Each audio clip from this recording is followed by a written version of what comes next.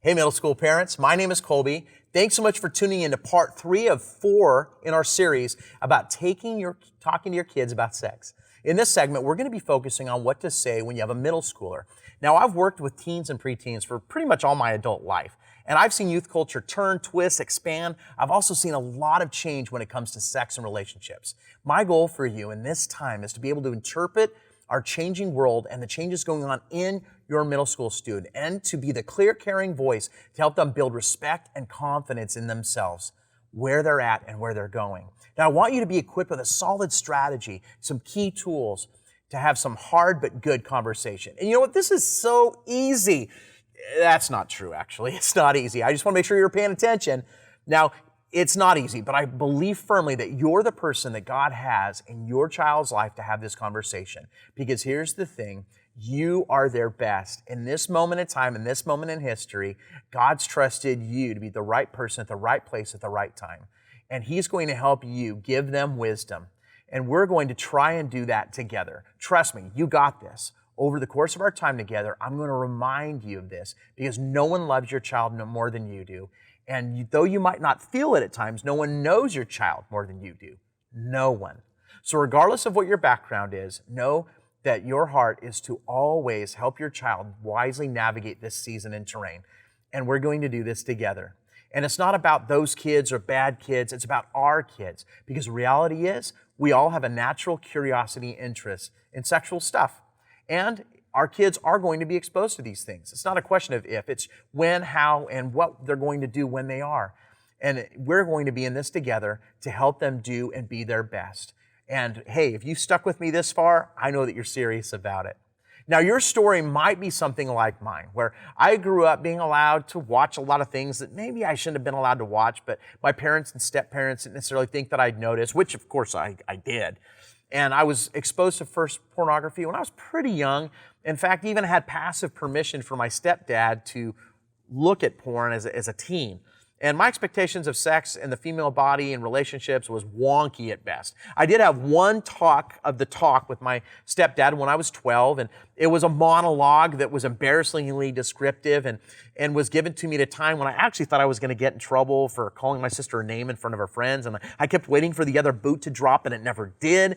And so basically, he told me stuff that I didn't have questions about and didn't prepare me for things that I would have questions about. But here's the thing. I have every confidence that my stepdad did the best that he could, that he did better than his dad did for him. What he was trying to do was his best. But here's the reality of this. Talking to our middle school student about sex isn't just a one and done conversation.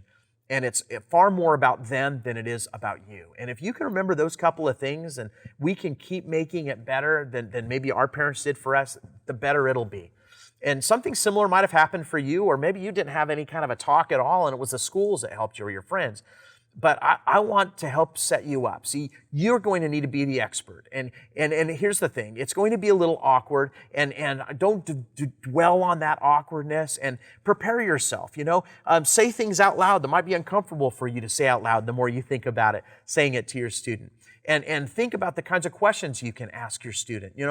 Maybe they're a really good communicator, so you can talk about a lot of things. Maybe they're a little more of a closed communicator. So think about very specific things that are in their world that was on a post or on TV or in the news that might be an ongoing conversation as they come along, right?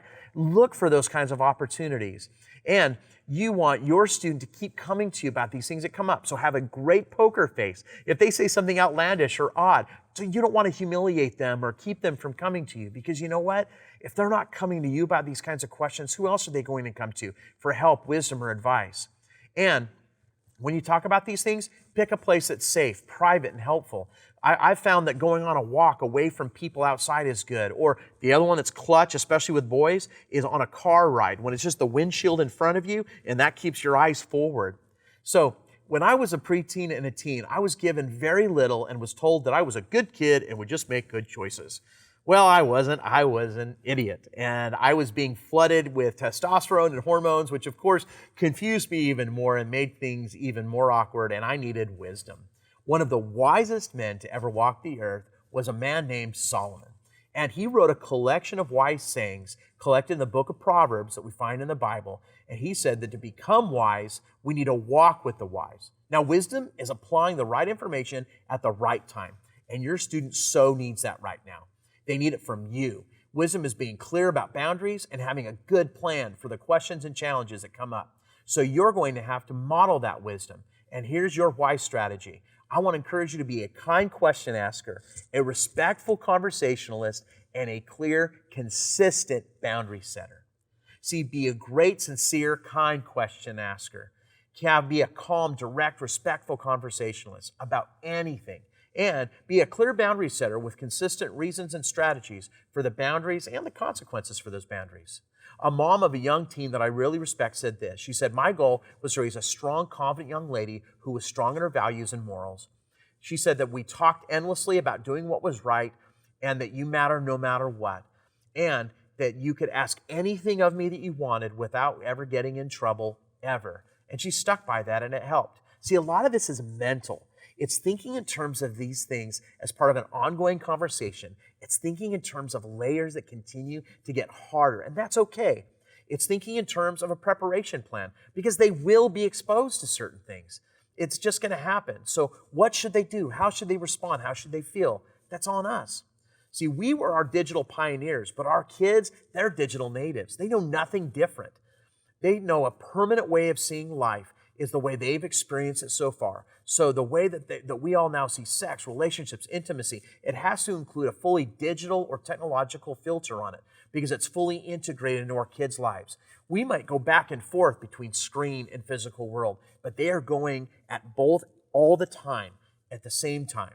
So using that kind of logic, we need to take a step back, looking back and forth, and know that we need to look forward, looking at both. And our definitions of some of these words and ideas needs to expand and evolve to include this idea of a more open way of seeing some of these things. Words like relationships, sex, friendships, intimacy, boundaries, respect, dignity, honor. See, all these words have to fully exist both digitally and physically because that's the world that they live in.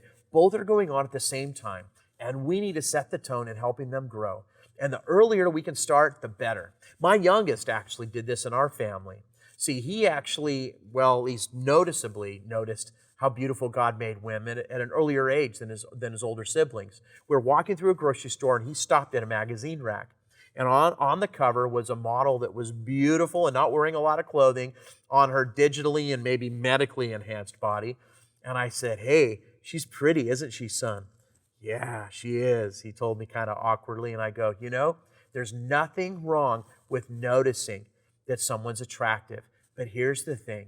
We don't want to stare, and we don't want to stare at specific body parts because that's not what a man of honor does. It doesn't show respect to them. It doesn't show respect to ourselves. And it doesn't show respect to the one who made them. And that was the beginning of this process of coming back to this language about respecting people and about this is something that a man of honor does or doesn't do. And that's language we kept coming back to. And it's kept coming up in our lives. See, these are the words that have kind of been a big deal for us and was the beginning of this conversation. And those words, respect, honor, and dignity, are words that have just stuck with us in our family over the years, and they still do. Is this how a man of honor acts? You know, we keep defining what that word honor looks like. What does it mean to carry yourself with dignity through a screen or in person? What does it mean to honor someone behind a screen or in person? What does it mean to respect yourself, others, God, parents behind a screen or in person? What if you're interested in that person romantically? What if they're interested romantically in you, but you're not in them? What if you want to be friends with them? What if you wish they didn't think that you were their friend? Well, anyway, we got to think in terms of respect, dignity, and honor. And these words have guided our family and helped expand the way we ask questions about movies and posts and life. Our kids are watching the boundaries that we live by too. And so we want to speak out about these things so that we can have deep conversations about how they affect our minds and our hearts. In our home, we have the open expectation that anyone can look at anyone else's phones. For us, it's accountability, even for me. And in our home, kids turn in their phones an hour before bedtime, and they have to charge in parents' rooms. Apps have to be approved, so there's accountability. Dating wasn't allowed until 16. And if one of our kids was interested in someone romantically, we asked to meet them. A common mistake is actually kind of opening up all the doors and letting our middle school student do anything and everything. But I found that layers and steps with dating and relationships and technology is a process that helps them show how to walk with honor, dignity, and respect as they go for themselves, God, family, and life. This is an ongoing conversation, and these boundaries can change over time. But the words and boundaries become the guardrails. Accountability is what lets us know we're going in the right direction. And now you might think that this is a little harsh or a little extreme, but I'm just telling you what's worked for our family and for some families that we've learned from. But you're going to have to figure that out too. Because here's the thing, our kids are being completely flooded with more sexual images than we've ever seen a world before. Every second, 28,258 people view porn online. The largest group that consumes porn, children, 12 to 17. 11 being the average age of first contact. 9 out of 10 boys, 6 out of 10 girls are exposed to porn between 8 and 18. And about 20% of students ages 13 to 16 have been involved in sexting, which is receiving or sending nude or partially nude images through some kind of a mobile or Wi-Fi hooked up device. And it's considered the 6th biggest health issue in our country right now, is this sexting dilemma that we have. See, these kids think it's a natural progression of flirting and interest. And unless we're able to help them have a healthy view of sexuality and what this progression looks like, they're going to keep thinking this way. And these pictures are ruining lives. They're being shared and passed around. And even one occasion here in our area, right here in North Texas, there was someone posing as a student, was actually an older man, and used that opportunity to extort more and more images from her, threatening to share them with other people. Man, these are the moments why I feel like it's important for us to check phones and to stay connected and to not have distance between us, because our students feel pressure. They feel pressure to be sexy, to seek out sexy, and they feel pressure to show sexy, boys and girls alike. And we need to walk with them through this stuff. Now, unless we correct this, unless we help them see more, they're going to see this as this is the natural way to live. And it's not. This is something associated with growing up to them. They feel like it's the next step in things, and it's not. Now, it's exciting, and it's okay to be curious, and they're naturally drawn to it. But now we need to help give them the boundaries and the expectation of what's accurate. And sex isn't already a big enough issue. Now we have identity attached to it. There have now been relationships that have become sexualized. If someone has a close relationship, is there something sexual with it now? There's a desire to be approved by a group or a significant other, where now it's become sexualized. And I see that door open. I don't see it shutting anytime soon. So that means we need to now walk with our students and help them answer these questions, which again, being that kind question asker, that respectful conversationalist, and having those clear, consistent boundaries. See, there are 4 things that I want us to be looking at together with this. 1 is to create a path of wisdom. 2 is to find key words. And 3rd is to keep walking this path together, using those words as boundaries. And then lastly, 4th, is that we would use every opportunity we have to remind our kids of who they are. First, create a path of wisdom. In the book of Luke, it says that Jesus grew in wisdom. In the Old Testament, we learn about a tribe of the Jewish people, the tribe of Issachar. It said that they were respected because they studied the times and walked in wisdom as they faced the challenges and questions that arose. See, wisdom is a mentality. It's a mindset. It's that I'm going to do the best thing at the best time. It's that I'm going to apply the key ideas at the right time. And that's not just with sex, that's with life. Wisdom is the key. It's making the best and right choice in the midst of many options. It's a principle that they're going to have when they're taking a math test, when they're turning down drugs, when they're making relationship choices or college decisions. It's all connected. See, wisdom should be centered in all of this, and that includes your family values. As a family of faith, my family cares deeply about the values of God. And so that's how we align ourselves. We submit ourselves to His definitions of what's right, what's good, and what's wise. His way becomes our way for us to the best of our abilities. We're not perfect, but we're trying to figure that out. Your family is going to have to do that too. What is the key to doing the right thing and the wise thing in your family? Because especially now in middle school, asking these questions is important. What do you think about this? What do you think the wise choice is? Why do you think that? How do you think that's going to work out? Help them understand this wise process as they make decisions. because that's going to help you understand them more. Where do you think this is going to go? Well, why would you say that? These are just good questions to ask because you want to come back down to wisdom that's on purpose and not on accident. You want to help them walk a path of wisdom so that they'll be wise in their relationships and in their sexual integrity. Is this a wise choice? Is this what I want to be known for? Now let's shift for a minute. A word that we've used in church circles for a long time is this word purity, which is a beautiful word, don't get me wrong, but it kind of implies perfect. And we don't necessarily want our kids to be perfect. What we want is we want them to have integrity, and that's character. The words I like are honor, dignity, and respect. 2, define key words. See, set the tone early with these words to know what's important to you. Again, you've heard me say it before, but the words in our family were honor, dignity, and respect. They might sound a little old-fashioned to you, but to me, those are the kinds of words I would like to have describe my kids behind their back, about themselves and others. And we revisit these words at different times and in conversations and with boundaries. See, I use dignity with ladies and I use honor with dudes. And it doesn't mean I'm right. That's just what I've used over time and it's worked for us. See, dignity seems to imply that there's certain things that a lady doesn't dignify with a response. They don't allow into their lives. They don't allow themselves to entertain. It's outside of who they are and what she does. And for men, I've used the word honor. It's kind of associated with like the Marines and an honor code and a certain line I don't cross. And that's gained a lot of traction for me with my sons. See, respect is a great word for everybody because it's used to apply to anyone and everyone, including family, God, and others. And so with making these kinds of choices, these are the words that pop up. Does this step on her dignity? Does this step on his honor? Does this compromise your dignity? Does this compromise your honor? Does this show respect for yourself, respect for God, respect for others, respect for your parents, for their parents? See, these are the kinds of words that when you can use them, they can help have sexually related conversations because they give us the words that we need to answer the questions that are most important to us. Because here's the thing, as we start to learn more about these things and help our students learn more about these things, we need to have these kinds of words that help them deal with it at their age. You're the one who will help them define these words as they go. So even as new terms come up, you're going to have to be aware of learning those too. 3, keep walking the path together using your key words as boundaries. Look for opportunities to talk about things of a sexual nature. Trust me, this might seem a little awkward, but there's always something in the news, on a magazine cover, coming up at school, coming up from a post or from a comment on a screen.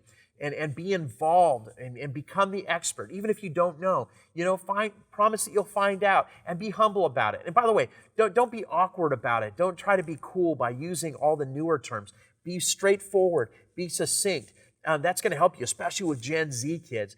And you're going to want to point out things that maybe that have been recent and in their world. See, if you're just kind of trying to show what you're worried about and you make it about you, kids can smell a motive from a mile away most of the time. And it can't ever be about you or your fear or your past or your frustration or your insecurity. Your motive has to be to help your student first and most always. This is going to be clear because your student's going to know that you're for them. And you're going to want to look at these things. Now, if they have a public social media account, if they have access for other people in their lives, you're going to want to be aware of those things and have conversations about what kind of information or images they're allowing to happen. Because like you heard me say earlier, we had people come to a young girl and get things from her that they shouldn't have ever even asked for, let alone gotten from her. But she hadn't been prepared for that because the mom didn't even know to have the conversation. And we want to have those conversations. How are we letting people have access to us? I talked to one boy mom that I really respect, and she said, we have an open policy in our home that they can come and ask about literally anything. So as we have conversations about social media options that come forward, or about words they hear at school, we just have the conversation, and if we don't know, we find out together. And keeping that communication line open to where you can learn about those things is part of that ongoing conversation and that process. It's going to help them and it's going to help you. And when you come back to those key words, it recenters you. It realigns boundaries. And when those boundaries are crossed, it allows you to learn together. Sometimes there needs to be a negative consequence and privileges lost. Sometimes it's a learning experience because you just didn't know and neither did they. But for both of you, you readjust those boundaries as you learn new things. And that way you're able to show respect and love for other people and, of course, in your family. 4, use this as an opportunity to remind your middle school student of who they are. Sex does not tell them who they are, but it will if we don't. Sex doesn't define them. Other people are going to try to tell them who they are, and they will if we don't. Who you're attracted to, and how you respond to people doesn't define your identity. But what you do with your feelings, you can sure make an impression on someone, and it can make or break a destination. What we honor, what we dignify, the responses that come out of us, those become our reputation. They become how people see us. But we need to define, what does it mean to be a member of the Jones family, Gonzalez family, Patel family, Smith family, whatever your last name is? I spoke with one family. They have an amazing daughter. I mean, she's a gem. She's smart. She's cute. She's bubbly. She's good at pretty much everything she touches. And there was a conversation that came up because of her TikTok account.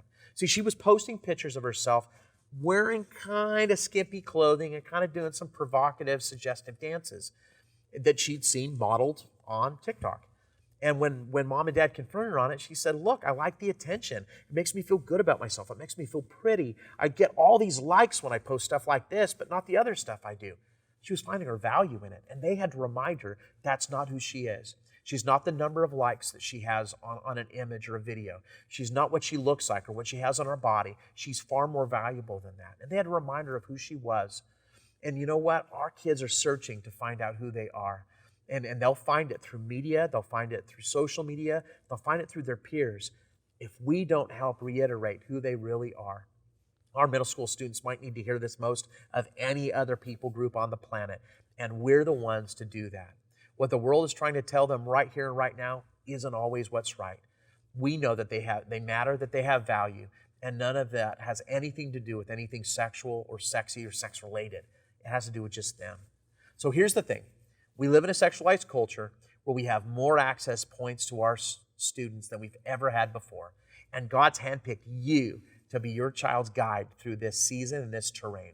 And I'm telling you that it will be hard at times, but you do have what it takes, and you're going to do great. Remember that this is an ongoing conversation.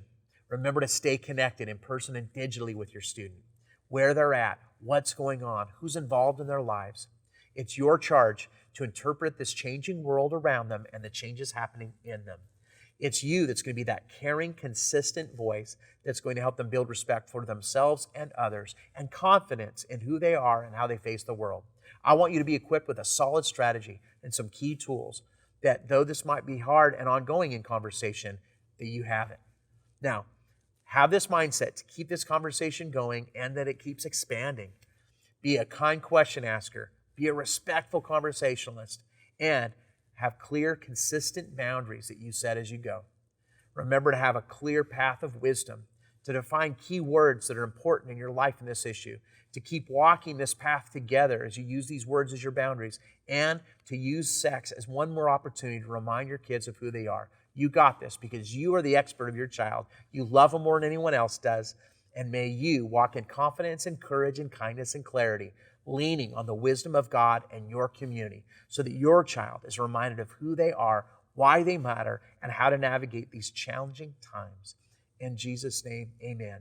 Thanks for joining us, everybody. Check out the other 3 parts of how to talk to your kid about sex on our YouTube channel.